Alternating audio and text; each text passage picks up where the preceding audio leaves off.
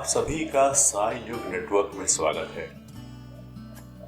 आज हम सुनेंगे सतीश जी और उनके दोस्त के बारे में जो 8/4/2008 को पोस्ट किया जा चुका है। जैसा कि पिछले पोस्ट में मैंने लिखा था, मैं सतीश जी और उनकी दोस्त का अनुभव पोस्ट कर रही हूँ जो बहुत ही दिल को छू लेने वाला है। आइए अब सुनते हैं सतीश जी से उनकी कहानी, उनकी बानी। मैं आप सभी के साथ अपने अनुभव को बांटना चाहूंगा। कृपया इसे पढ़ने के लिए कुछ समय लें क्योंकि यह थोड़ा लंबा पोस्ट है। मैं साईं बाबा का बहुत बड़ा भक्त हूं। कृपया सभी साईं में विश्वास रखकर देखिए और आपकी सभी समस्याएं दूर हो जाएंगी। जब उन पर विश्वास करना शुरू करोगे तो आप अपने जीवन में चमत्कार होते हुए देखोगे।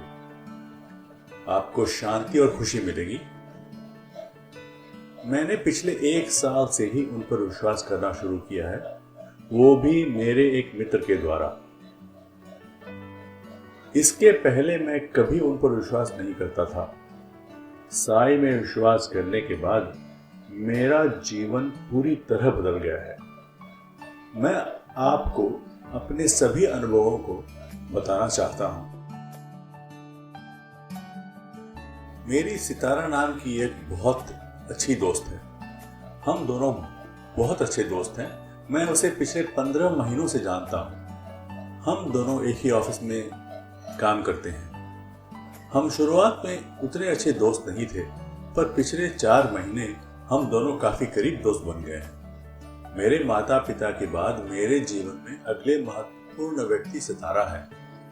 वह मेरा सच्ची दोस्त है, पर वह पूरी नास्तिक थी। उसने कभी भगवान में विश्वास नहीं किया। वह विश्वास करती है परंतु ज्यादा नहीं, और साईं बाबा में तो उसने कभी विश्वास नहीं किया। इसलिए मैंने फैसला किया था कि मैं उसे साईं भक्त बना के रहूंगा। मैं उसके सामने साईं बाबा के बारे में बात किया करता था। मैं उसे साईं की फोटो और सीडी नियमित रूप से देता था और उसने उन चीजों पर कभी ध्यान ही नहीं दिया। लेकिन मैंने उम्मीद नहीं खोई। मैंने यह निश्चित किया था कि मैं उसे साईं भक्त बनाकर रहूंगा। वह सारी समस्याओं को मेरे साथ बांटती थी। वह हमेशा मुझसे छोटे भाई के जैसे व्यवहार करती थी। वह कैलिकट केरला की रहने वाली थी और वहां से उसके लिए शादी के कई प्रस्ताव आ रहे थे, लेकिन उसको किसी में दिलचस्पी नहीं थी। 1 महीने पहले वह एक पारिवारिक विवाह के लिए गई थी और वहां उसने एक लड़के को देखा था। उसका नाम नितिन है। उसे वो बहुत पसंद आया। बेंगलुरु आने के बाद उसने मुझसे कहा कि उसे एक लड़का बहुत पसंद आया है। मैं बहुत उत्सुक और खुश था। सितारा और नितिन दोनों ने एक दूसरे से बातचीत शुरू की और एक रिश्ते में प्रवेश की। वे दोनों पारिवारिक मित्र थे, इसलिए वे एक दूसरे को जानते थे, लेकिन वह पहले कभी करीब नहीं आए थे। नितिन ने जाकर अपने माता पिता को बताया कि वह सितारा को पसंद करता है, लेकिन उसके माता पिता इस रिश्ते के लिए सहमत नहीं हुए। वे इस रिश्ते के पूरे विरोध में थे। अगले दिन मंगलवार को सितारा मेरे पास आई और कहा कि नितिन के माता पिता इस रिश्ते से सहमत नहीं हैं। वह बहुत परेशान थी और मैं भी परेशान था क्योंकि वह नितिन को बहुत पसंद करती थी। उसने मुझे एक बार कहा था कि वह नितिन को छोड़कर किसी और से विवाह नहीं करेगी। मैंने उससे कहा कि वह परेशान न होए और साईं में विश्वास करे। मैंने उससे कहा कि साईं में विश्वास करो तो तुम्हारी सारी चिंताएं दूर हो जाएगी। मैंने उसे बहुत पहले साईं सच्चरित्र दिया था, लेकिन उसने कभी पढ़ा नहीं। इसलिए मैंने उसे इस किताब को पढ़ने और साईं से प्रार्थना करने के लिए कहा। उसने सच्चे दिल से साईं से प्रार्थना की और उस किताब को भी पढ़ना शुरू कर दिया। पहले मैं हमेशा साईं मंदिर जाने के लिए उसे फोन करता था, लेकिन वह कभी नहीं आती थी। यह सब मंगलवार को हुआ और उसे गुरुवार को साईं बाबा के मंदिर में ले गया। उसने सच्चे दिल से साईं से प्रार्थना की। मंदिर के अंदर साईं की प्रतिमा देखते ही उसे रोना आ गया। उसी दिन नितिन भी कैलिकट में साईं मंदिर गया था। उन्होंने सभी सच्चे दिल से साईं से प्रार्थना की। अगले दिन सितारा मेरे पास आई और उसने बताया कि नितिन के माता पिता शादी के लिए मान गए हैं। मैं बहुत खुश था और उत्साहित हुआ। साईं बाबा के आशीर्वाद के बिना यह बिल्कुल संभव नहीं था। दोनों के माता पिता ने शादी के लिए सहमति दी और तुरंत ही सगाई की तारीख भी निश्चित हो गई। यह सब कुछ ही दिनों में तय हुआ। नितिन के माता पिता मंगलवार को सहमत नहीं थे और गुरुवार को उन्होंने सहमति दे दी। क्या यह आश्चर्यजनक नहीं है? और नितिन के माता पिता भी साईं बाबा के भक्त हैं। अब सितारा भी साईं बाबा में विश्वास करती है।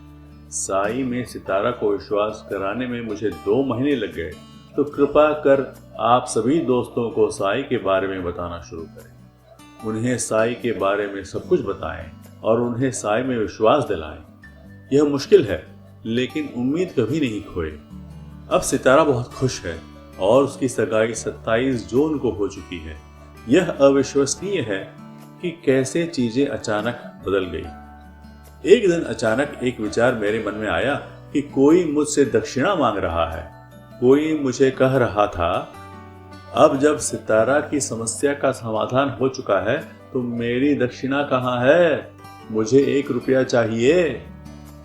यह हमारे साईं के अलावा कोई और न था। तुरंत ही मैंने सितारा को फोन किया और कहा कि वह साईं बाबा की फोटो के समक्ष 1 रुपया रखे। मैंने साईं से प्रार्थना की थी कि अगर सितारा और नितिन एकजुट होते हैं तो मैं चलकर उनके मंदिर में जाऊंगा। मेरे घर से साईं मंदिर 15 किलोमीटर की दूरी पर है। मैं उस 1 रुपये को लेकर चलकर साईं मंदिर गया। मैंने शाम 4 बजे चलना शुरू किया और शाम आरती के समय 6 बजे तक पहुंचा। मैंने हुंडी में वह 1 रुपया डाला और वापस आ गया। कृपया साईं में विश्वास करें, वह निश्चित रूप से आपकी मदद करेंगे। मैं साईं बाबा का हमेशा ऋणी रहूंगा, क्योंकि मेरी दोस्त जो कुछ भी चाहती थी उन्होंने उसे दिया और उसकी मदद की।